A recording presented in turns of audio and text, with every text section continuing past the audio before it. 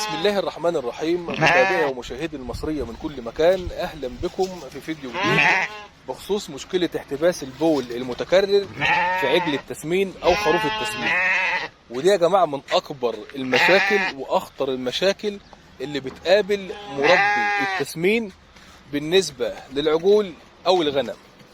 المفروض يا جماعة لازم تراجع الخلطة بتاعتك كويس جدا، لأن نسبة البروتين العالية فيها في نهاية هضمها بتعمل مواد ضارة.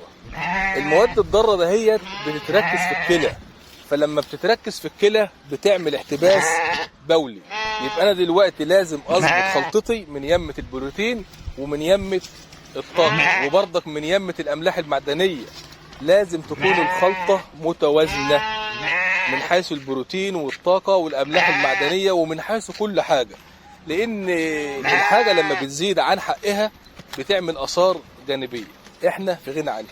وبرضك مية الشرب اللي انت بتحطها للغنم أو العجول ما تجيبش أي مية كده وتحطها قدام البهيم، تمام؟ ما تقولش ده هو بهيم وبيشرب وبياكل أي حاجة، لا طبعا، لأن لو المية فيها نسبة ملوحة عالية بتعمل برضك احتباس بول.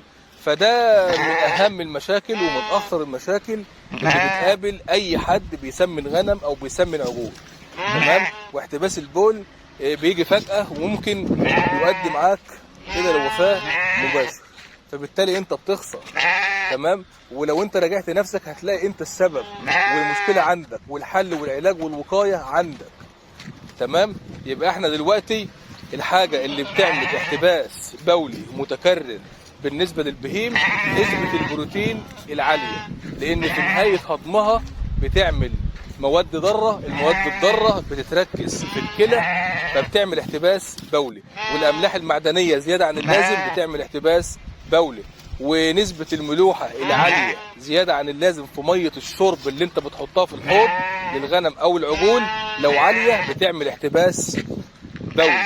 طب انا عايز افادي نفسي من المشكله دي، يبقى اظبط بروتين، اظبط الطاقه، اظبط الاملاح المعدنيه، اجيب ميه نظيفه احطها قدام البهيم.